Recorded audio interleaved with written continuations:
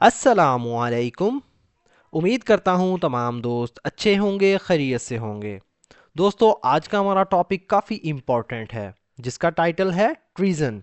इसका मतलब होता है दोस्तों गद्दारी या बगावत।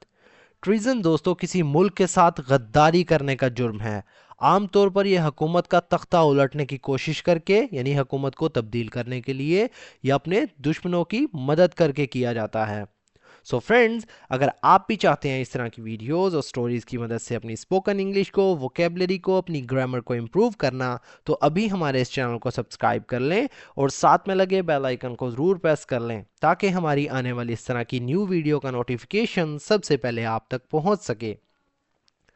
Treason is the act of betraying one's country, often by helping its enemies or working against its government.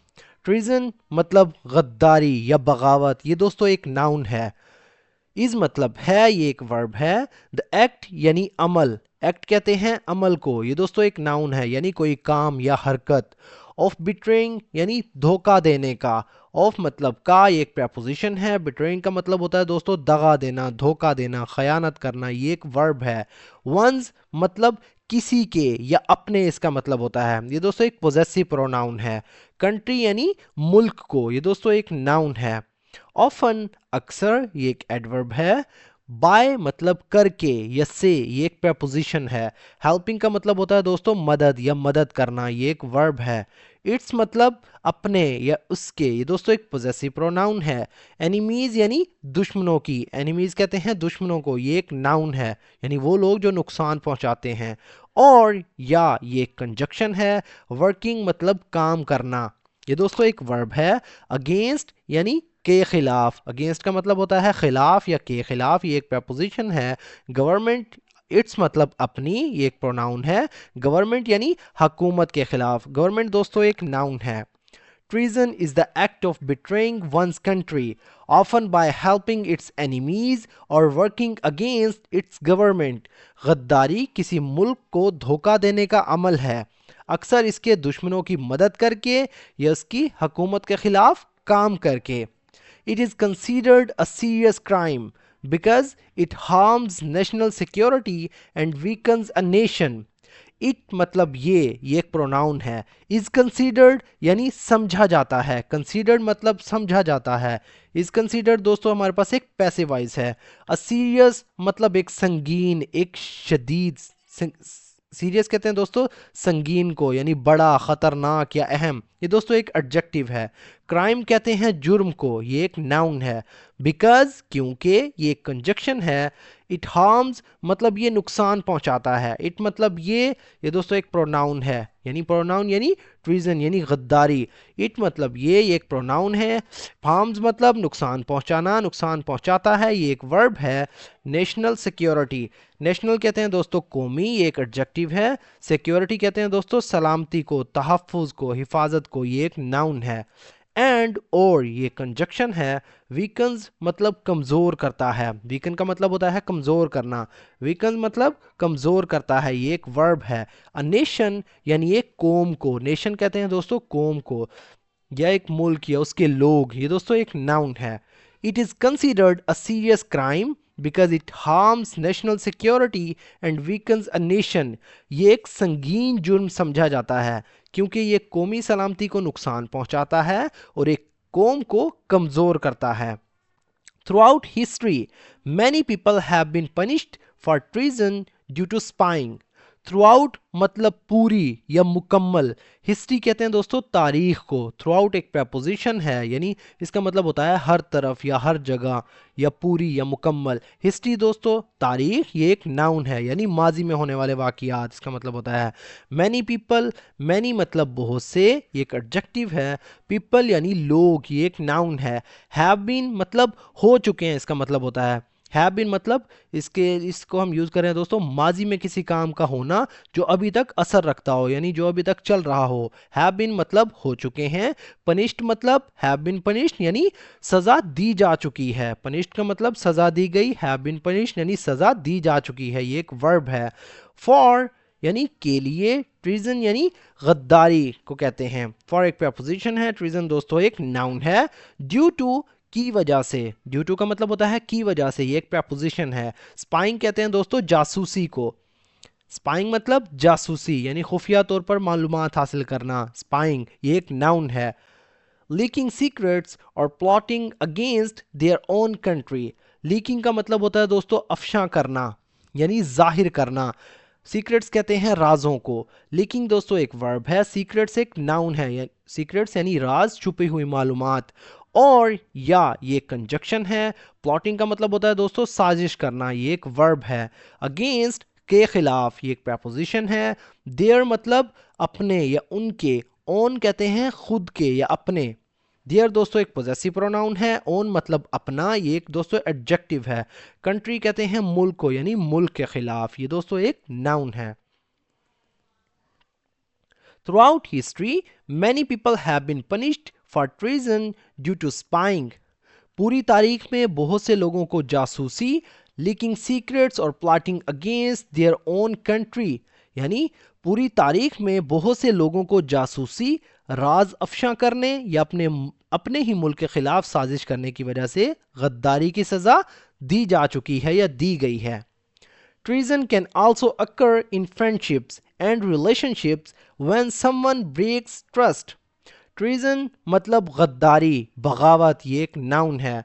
Can also occur, can also मतलब भी हो सकती है। कैन दोस्तों एक मॉडल वर्ब है यानी किसी काम का या इम्कान या जाहिर करना यानी पॉसिबिलिटी बताता है।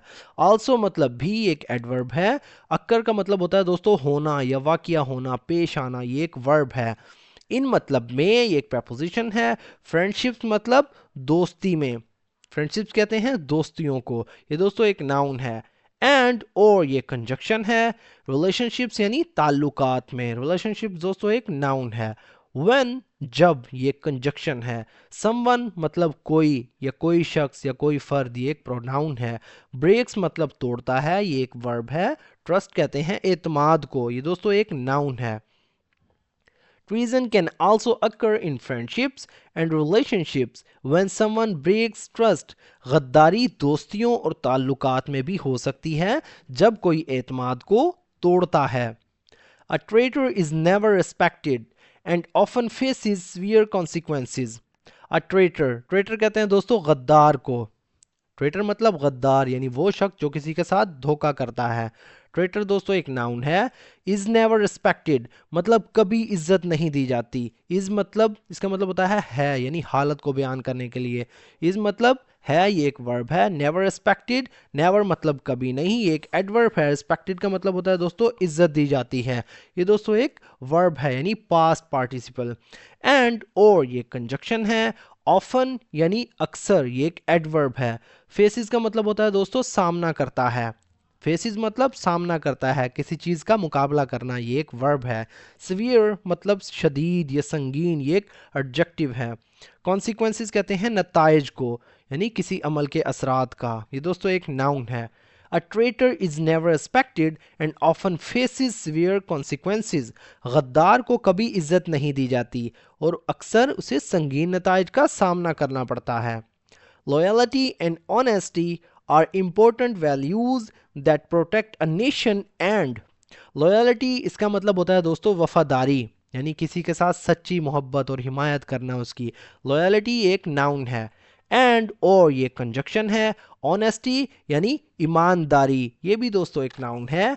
आर मतलब है, ये एक वर्ब है। इंपॉर्टेंट मतलब अहम या ज़रूरी, ये दोस्तों एक एडजेक्टिव है।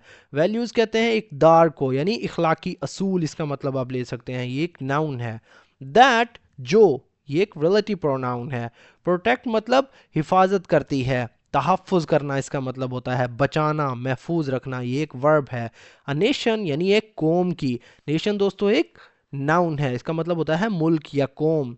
एंड और ये कंजक्शन है। स्ट्रेंथन यानी मजबूत करती है, स्ट्रेंथन का मतलब होता है मजबूत करना, ये दोस्तों एक वर्ब है।